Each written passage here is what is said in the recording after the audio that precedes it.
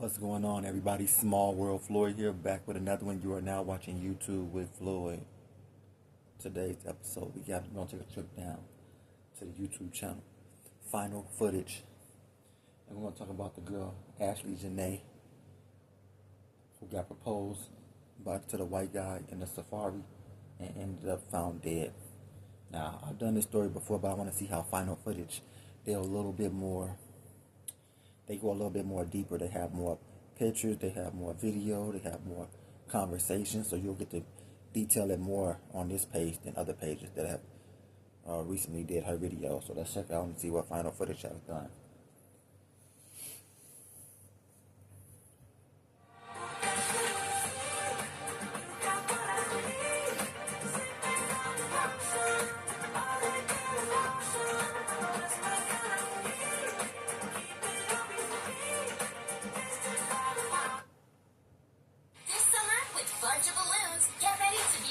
Backyard hero. Fill and tie 100 balloons. Pay attention to Ashley Janae, 31 years old, who had just celebrated her momentous birthday, beaming as she proudly wore the ring she said yes to during a wildlife safari in Tanzania. She has only hours left to live, because the man she trusts most... She doesn't look like the typical black girl that would date a white guy. That's the whole reason why this definitely didn't work. Like, She has the look of a black girl who dates only hood niggas in the ghetto that kill niggas and rob and scam. So how does she end up with a white guy? It's so crazy to me. Like, what the hell happened? The man who just proposed, the man sharing that luxury villa with her, has been watching, waiting, plotting.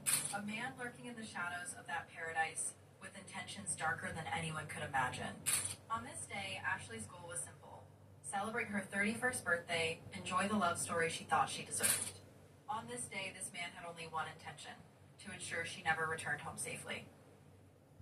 Ashley Janae had built a life most people only dream about. She didn't come from money or connections. She bet on herself with nothing more than a spontaneous road trip and turned that gamble into a thriving modeling career, influencer brand, and a community that genuinely connected with her.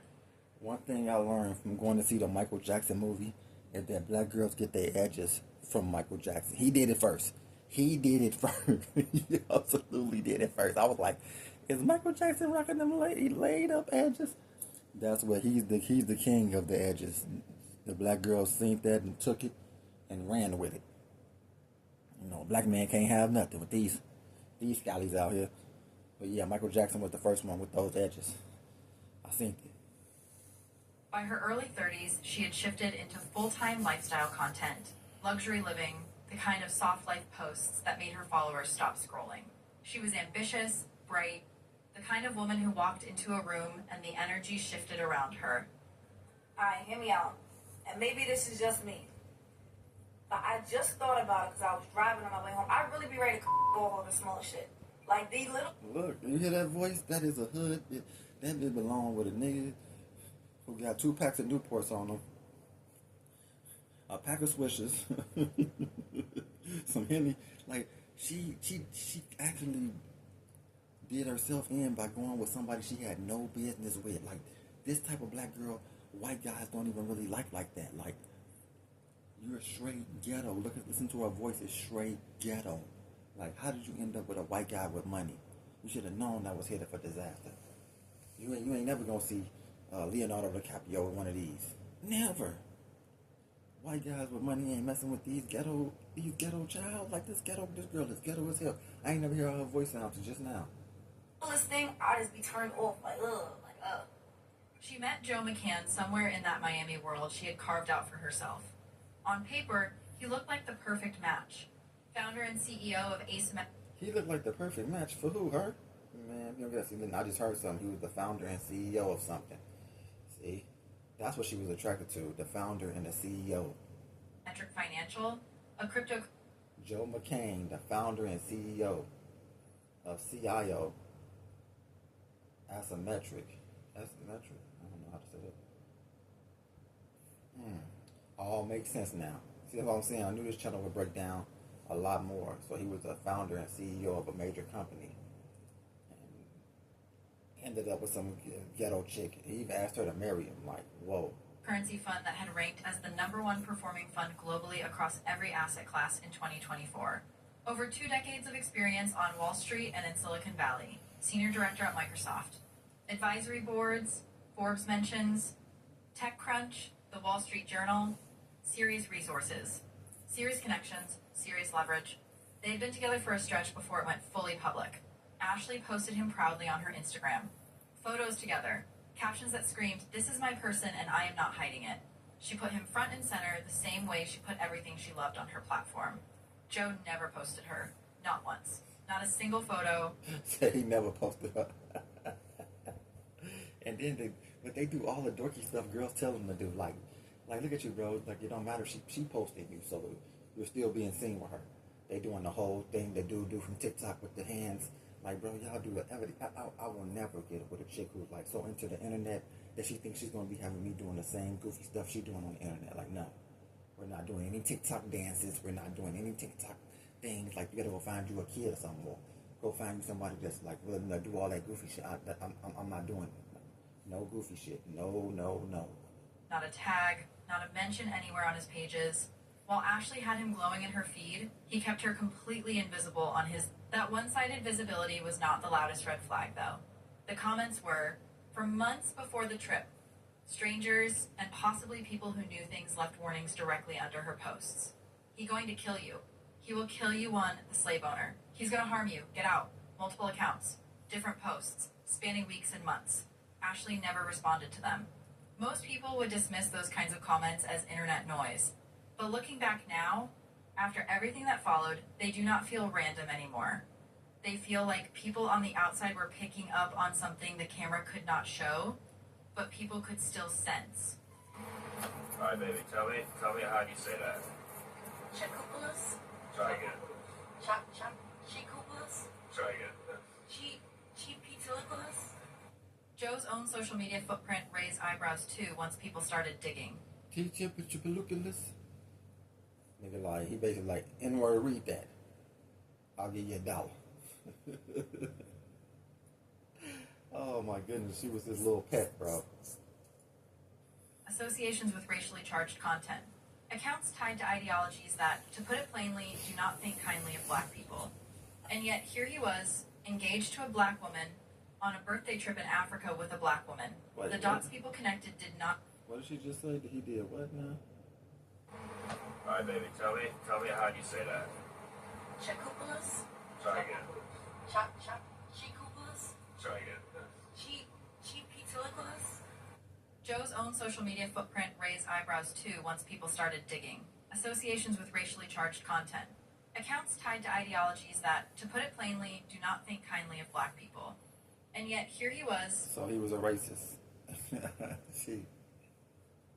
She hooked up with a racist, not knowing she was going with a racist. She jumped on his bandwagon with this and us, not knowing he only had one intention.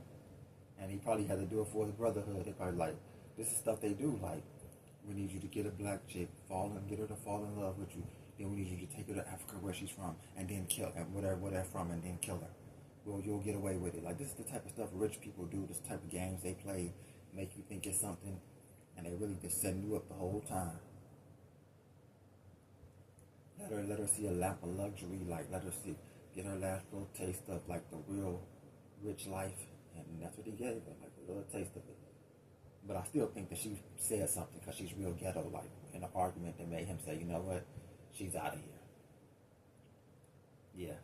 She got one of them ghetto voices that white men clearly can't handle. Like, the black dudes, we used to that shit. It's like noise, you know what I'm saying? It's like, yeah, white noise. Like, we can just listen to it like it ain't nothing. Like, it don't get to us like that. Because we grew up around it our whole life. Like, so the black girl cursing out a white guy in the black girl's tone of voice will set that white guy off to like, I'm going to kill this bitch. Like, it's not in their DNA to be with them anyway. So they can't handle the tone of a black woman yelling and all that shit. We've been getting yelled at by our mama since we were 2 or 3 years old, so this is nothing. Engaged to a black woman on a birthday trip in Africa with a black woman. The dots people connected did not sit right with anyone. Still, going into the Tanzania trip, the public version of their relationship looked like a real love story. Joe had planned the entire thing. Zanzibar, wildlife safari, private villa, the kind of luxury that costs more per night than most people make in a month. On April 1st, out in the middle of the wilderness, he got down on one knee. Ashley said yes. She posted about it immediately, glowing in every photo. This was the moment she had been moving toward. A life she had fought for, now including someone she was ready to call forever. On her actual birthday, April 5th, she went to Twitter and posted photos from Tanzania with the caption, "Chapter 31, and I'm exactly where I need to be." Joe replied with one word, "Me." She wrote back, "Forever." That was one of the last things Ashley Janae ever posted publicly. She was in paradise, she was engaged, she was celebrating 31 years of a life she had built from scratch. And by every single account from everyone who knew and loved her, she was happy. Oh, that's so corny, bro. Who did that before? Michael Jordan was like one of the first people to ever do that when he hit them threes. Now this corny chick and this dude doing it. It's like, and then a dude from TikTok really made it famous. Like, I'm not doing all that goofy shit, man. Like, I'm not. But happiness can be Pure goofiness. Look at that. That's just pure goofy. Like, let's do this for TikTok, babe. We're gonna go like this.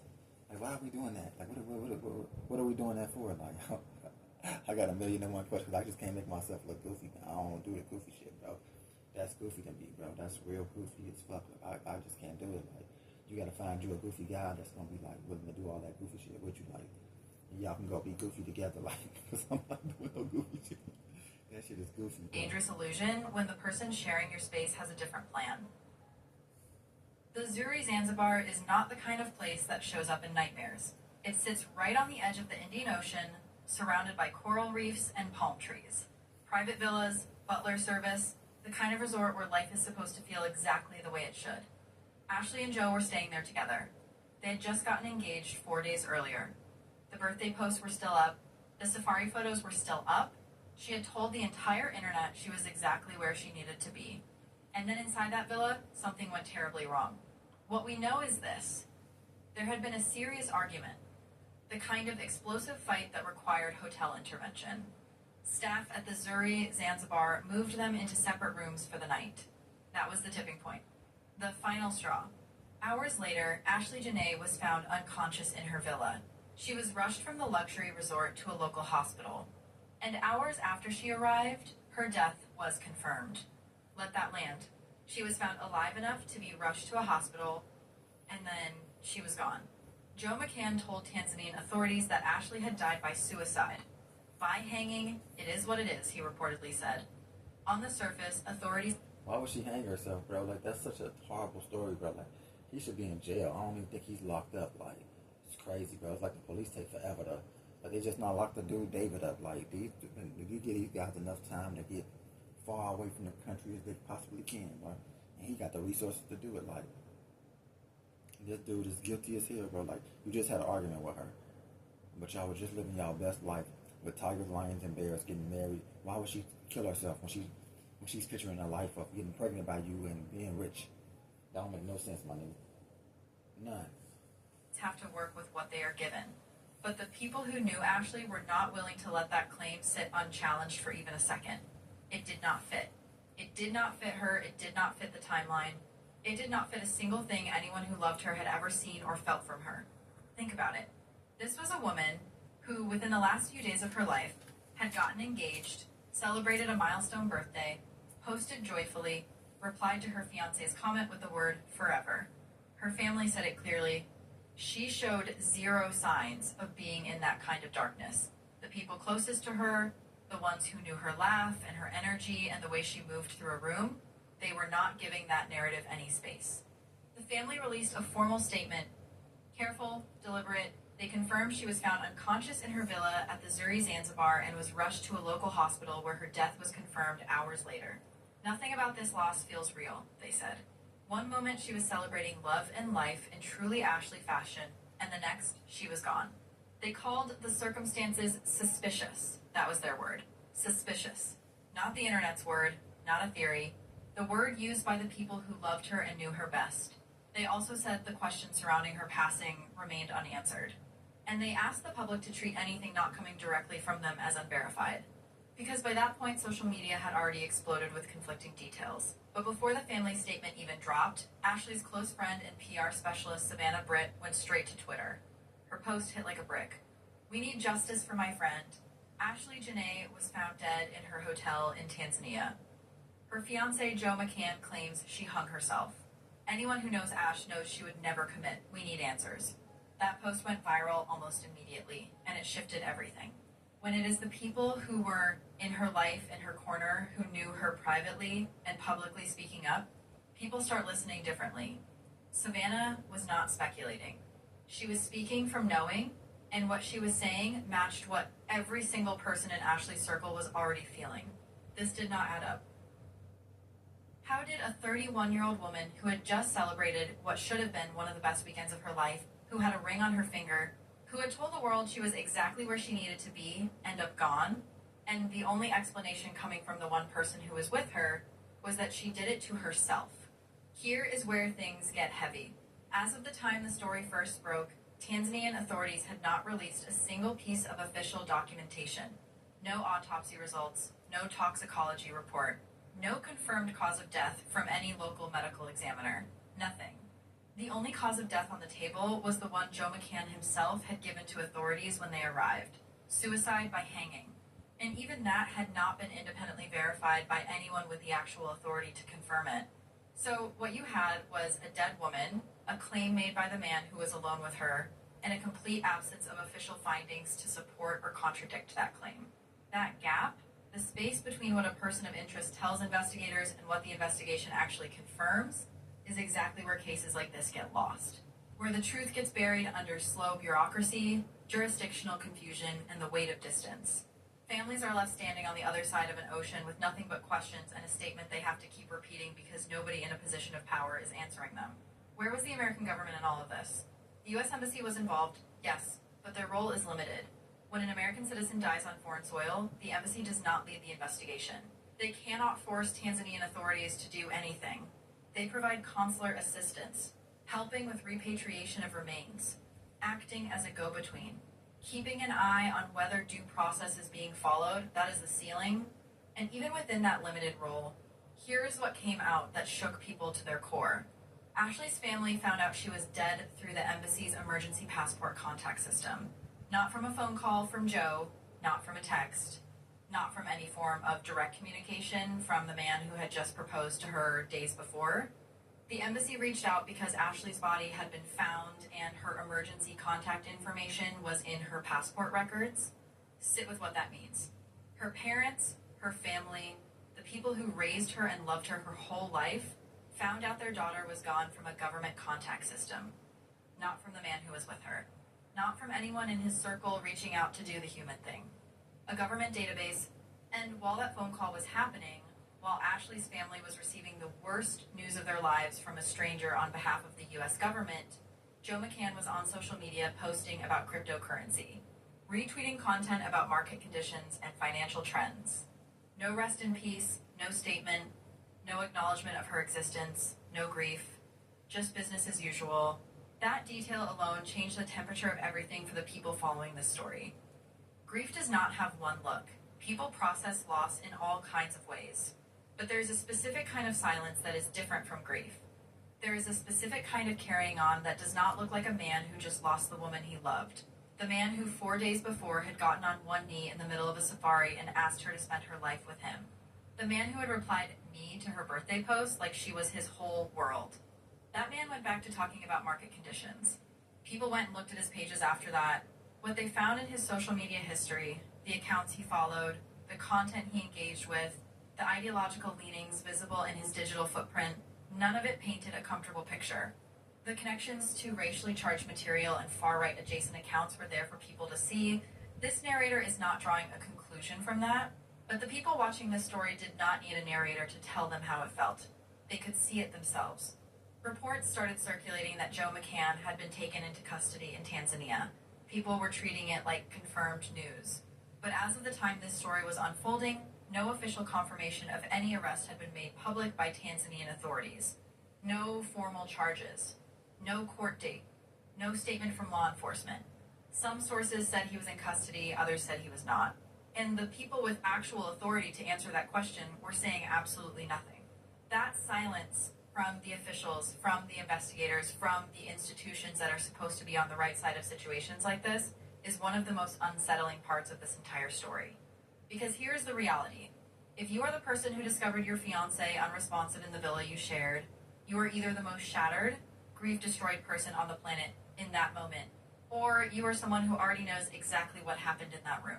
There is no version of genuine love where the response to her dying is to go back online and talk about trading volumes. There is no version of real grief that looks like complete silence toward the family of the woman you just asked to be your forever. And on top of everything else, there was the question of where Ashley was actually found. Early reports placed her in a guest house with a cloth tied around her face. The family pushed back on those specifics directly. They identified the Zuri Zanzibar villa as the confirmed location. Details were conflicting in the initial hours the story broke, which is part of why the family put out that statement asking people to rely only on information that came directly from them. The fog around the early details was thick, and in cases like this, that fog matters. Because confusion in the early hours of an investigation is where critical evidence can get contaminated, overlooked, or simply lost. The jurisdiction piece of this cannot be understated. This happened in Tanzania, on Tanzanian soil, which means the investigation is in the hands of Tanzanian officials operating under Tanzanian law, with a timeline and a process that the American government, Ashley's family, and the people demanding answers have very little real power to push or accelerate. American Shout out to like Celeste's family and Celeste being in America. That way, David got charged the correct way. Because I see you go to another country, they don't have the wherewithal or the equipment, the people, the power to like arrest somebody who clearly did something crazy to a person he was just arguing with.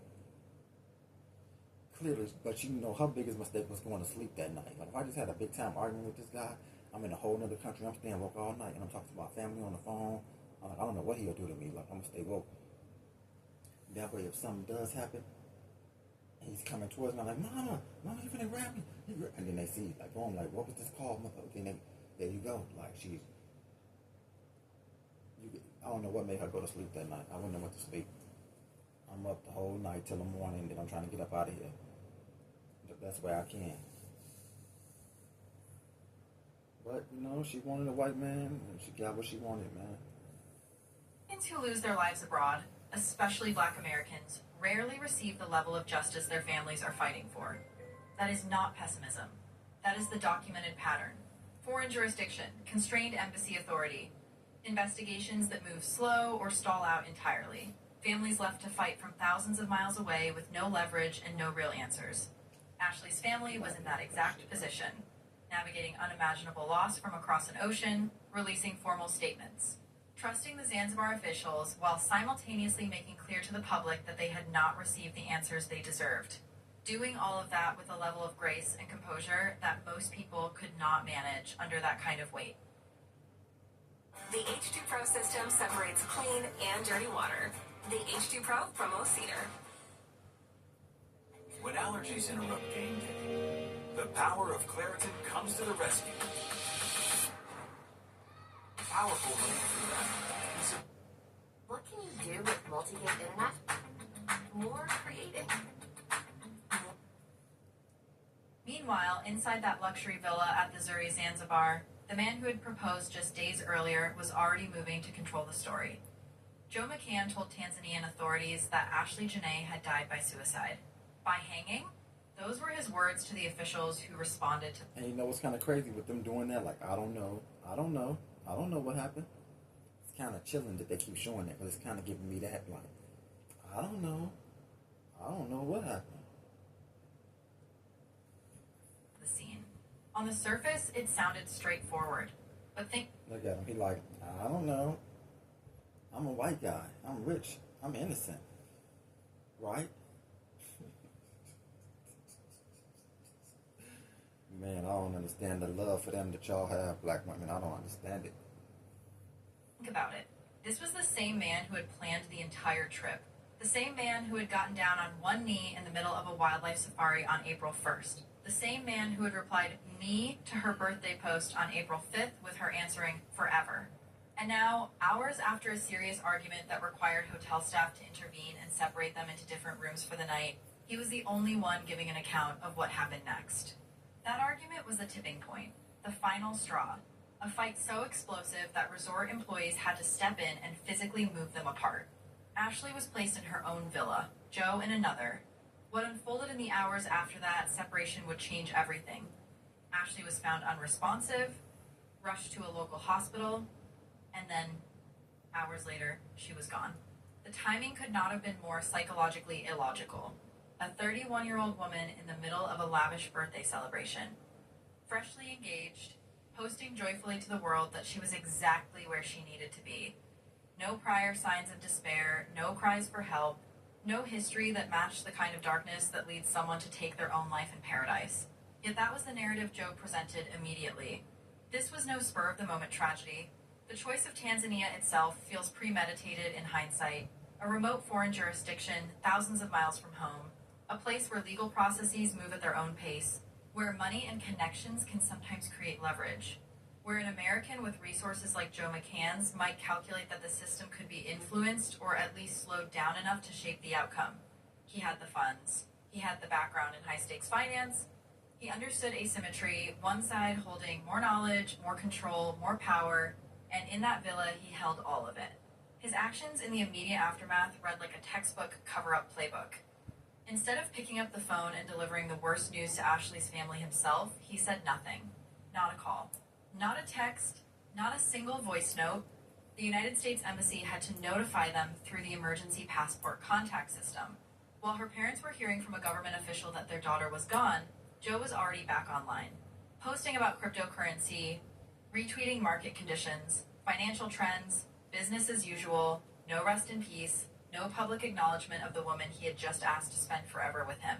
That silence toward her family, that immediate pivot back to normal life, sent chills through everyone following the case. Remember the one-sided relationship red flags we talked about earlier? The way Ashley proudly featured him on her Instagram while he kept her completely invisible on his platforms? In the cold light of the cover-up, that imbalance took on even more sinister weight. It was as if the relationship only existed on her terms publicly, and now, in the most private and tragic moment, he was the one deciding how the story would be told.